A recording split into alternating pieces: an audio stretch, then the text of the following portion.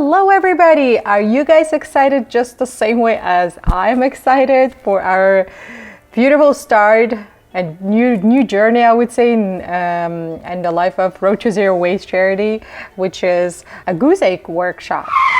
We'll be hosting every month one workshop, food waste workshop, with one community hero, community member that has been doing something in the field of food waste and helping people at the same time. So I would be very honored to host all these beautiful workshops that are coming up, God willing.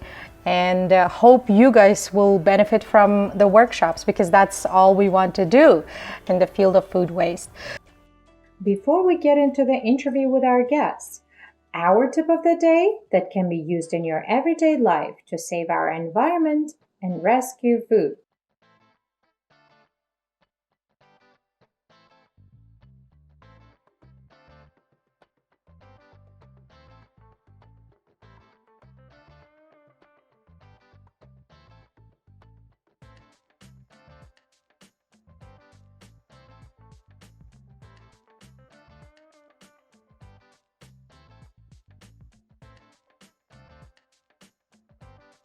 Let me introduce this amazing human being, beautiful soul that has been doing so much in the field of food waste.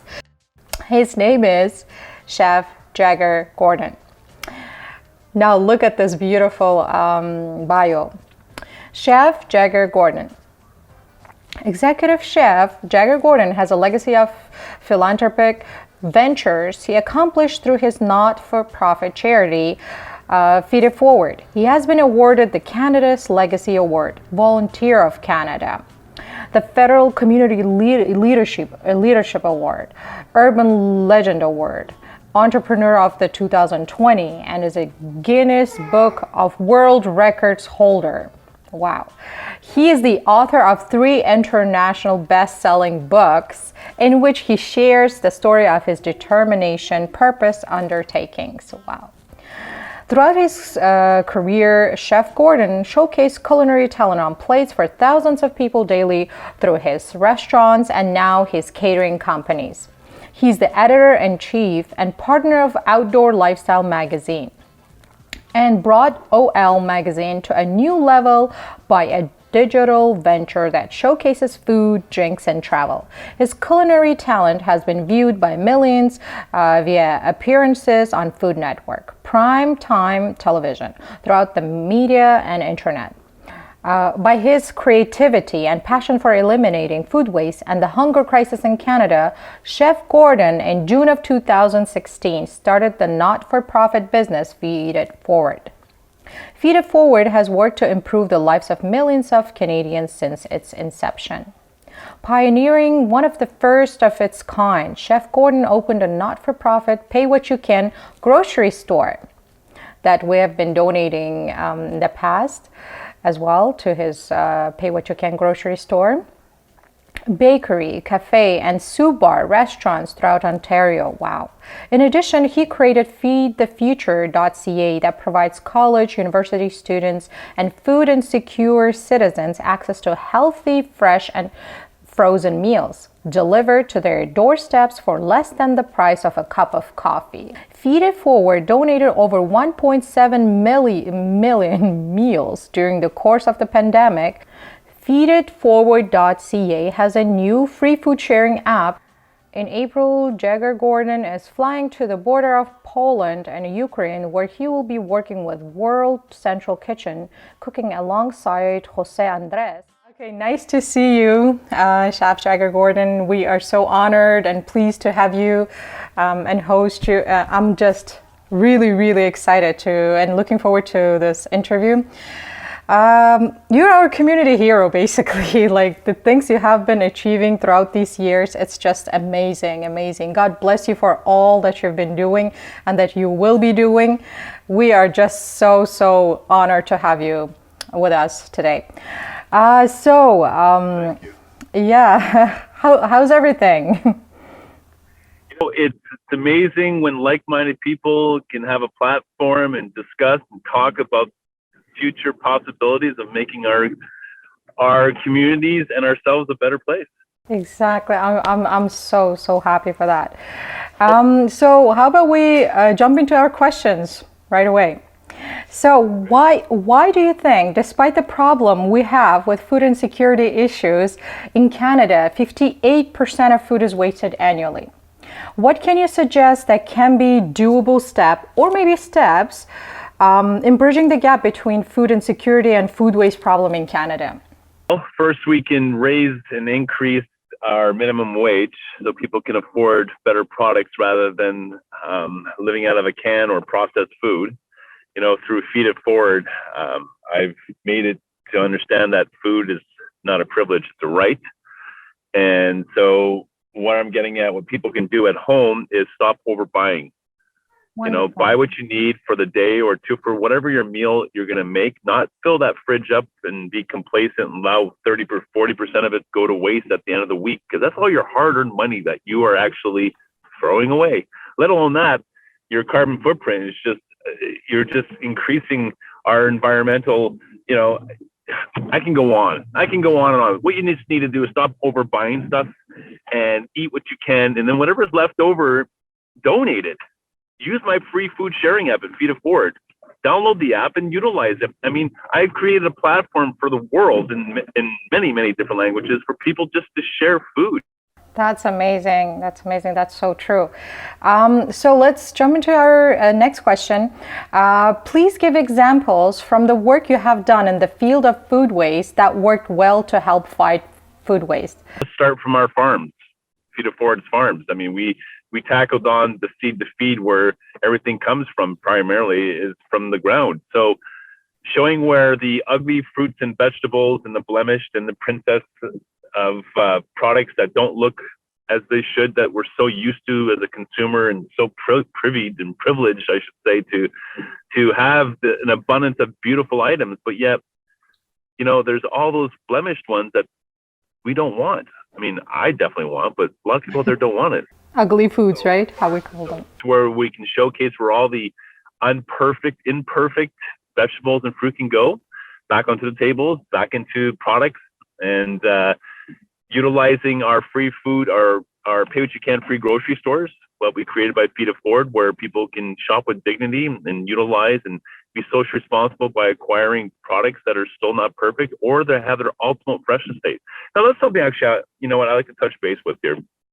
For the audience that's listening to right now, we all believe there's a misconception on the expiry dates and the best before dates. These are just marketing tools as guidelines for people to understand that, yes, the company that made this product cannot guarantee the freshness, they can't guarantee the packaging or the coloring. That's it. But it doesn't mean it's bad. That's beautiful. And also we created on our YouTube channel a couple of videos about best before date and expiry dates, just to explain, about misconceptions and all of that, some tips, practical tips, how to and also we have about the ugly fruits and vegetables, because a lot of people, they just look at them and they're like, oh my God, what is this? Even though the content is the same, the substance is the same, but just because of the shape that is not kind of fit for their eyes, aesthetically, they just think we could just throw them out, or they get thrown out at the end of the day in grocery stores anyways, which is so sad, right? But here's an analogy.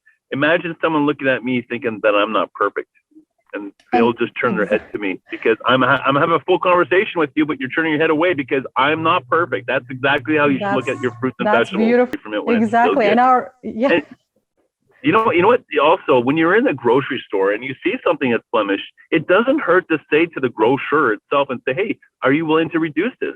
That's so true. And also in the same video on our YouTube channel about ugly fruits and vegetables, we kind of made it a point where a nurse is kind of calling to doctor's office some patients. And just because somebody was shorter than normal height and somebody didn't look that well, we said, oh, sorry, our doctor is not going to be kind of, seeing you today. And he's like, why? Because, your height and all that doesn't fit our kind of criteria. We kind of not mocked, but we kind of made it like a funny kind of thing.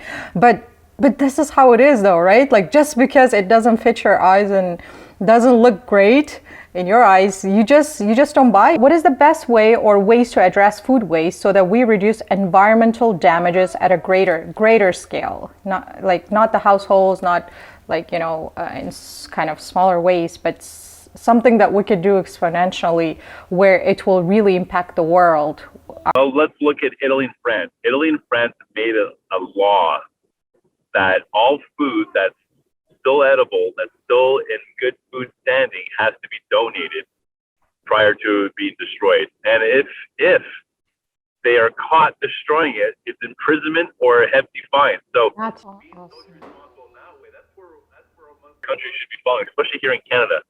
Because as you know, 58% of all food that's manufactured in Canada is destroyed before it even gets to market annually, which feeds world hunger times 3 annually. Like, we could feed world hunger times three times every year because of our food waste.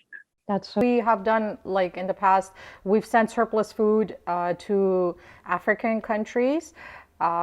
It's because, we wanted to show the world, like, just a surplus food that is in Canada is so much more than enough, like, to feed the entire world's population, that is suffering from food insecurity, just like you mentioned. And we just enjoyed the whole process. We've sent to 3 different African countries. They can look it up on our social media platforms.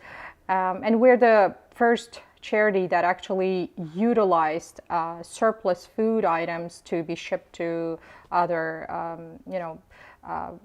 kind of impoverished areas. We have what's called the LRP, so local sourcing. Basically, what I suggest to anyone out there, if you're willing to help agencies and such, and if you have that feel-good scenario where you want to do the purchasing, well, then purchase local, because that keeps the economy and it keeps our carbon footprint down. But if you are doing humanitarian work and you are repurposing, reutilizing, and recycling products, then ship it around.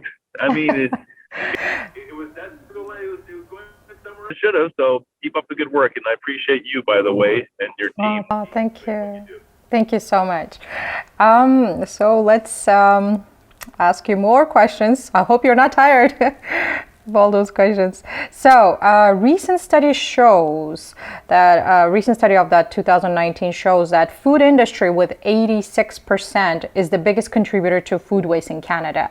And it's not like as previously thought that households are the biggest contributors to food waste. Although households are not the biggest contributors to food waste, it comes after the food industry. Still, like, what can the viewers listening to this podcast, the interview, do in their households to reduce food waste? Please share one practical food waste tip that can be implemented in our households that may be a game changer to curb food waste. Just one. It all comes back to it. Buy what you need. Yeah. Use what you can and buy what you need. And if you have anything that's left over, put it in the freezer. That's what freezers are for. Yeah, that's correct. And also, we have on our YouTube channel again a video about pantries of the fridge and the freezer, how you can utilize to be efficient and fight food waste at home. So they can go back and watch the tutorial as well on our YouTube channel at Road to Zero Waste. So when I spoke to you over the phone, you said you were heading to Ukraine, right?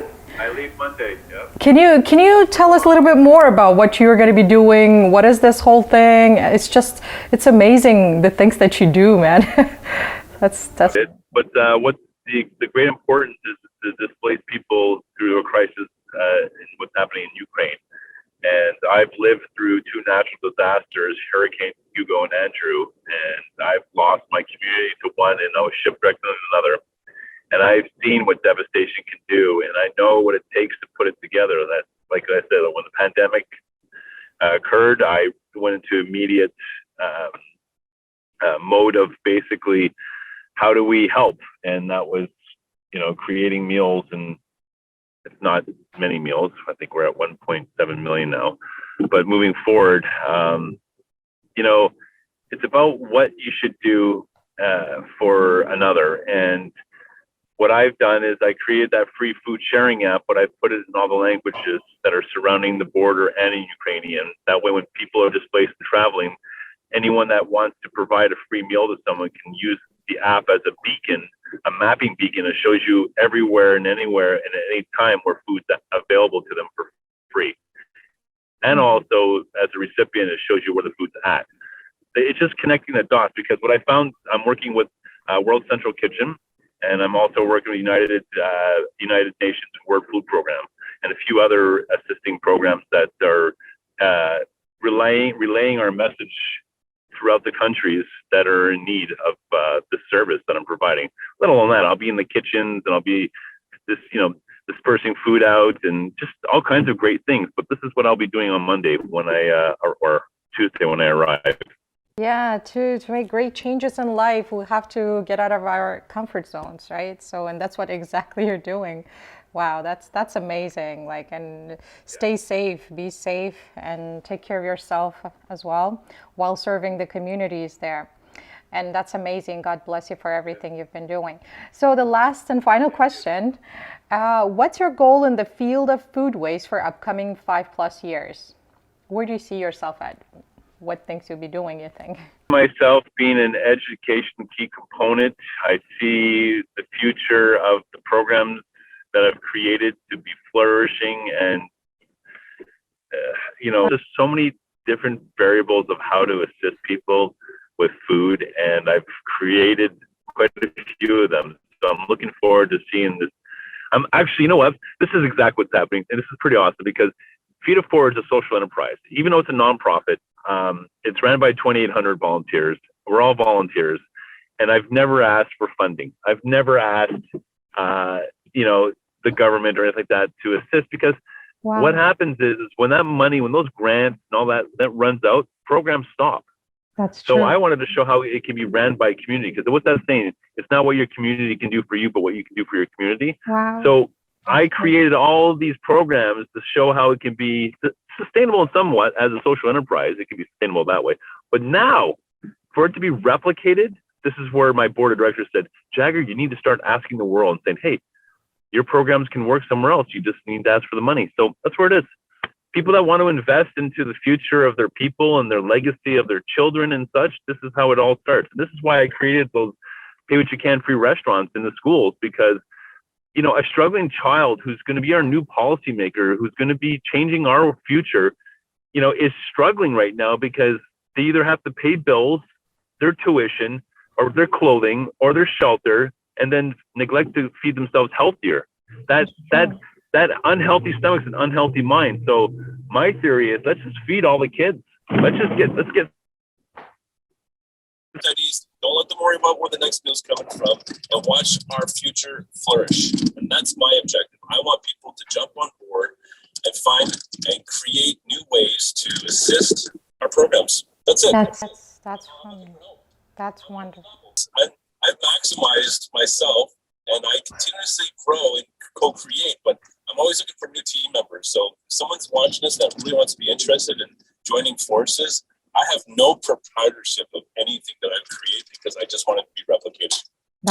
Wow, that was an incredible interview, and so many insights to food waste, and I'm so honored to have you in our interview, and I hope people really benefited from it. That's all we want to do, right? That's the reason we are creating these workshops, so that people could benefit from them, and we could spread awareness about food waste, because a lot of people just don't know. They might really want to do something, but they just don't know that food waste is that of a big problem, right? It's just a lot of people don't know when we talk to them. So maybe it could spread some awareness across the globe, and in Canada, especially in Ontario.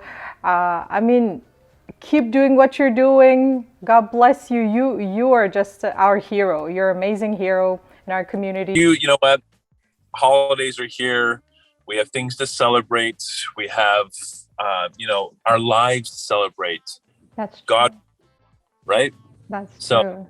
Keep up your mission. You keep up your love for humanity, and share that. I just thankful and grateful for the platform you're offering, and have a powerful day to everyone that's listening to this. And remember, go to feeditforward.ca. Thank you so much. God bless you. Hope we'll have you in the future again in our interviews face to face. God bless you, and you have a safe flight, and so that you never stop serving the humanity. And God bless you. God bless you too.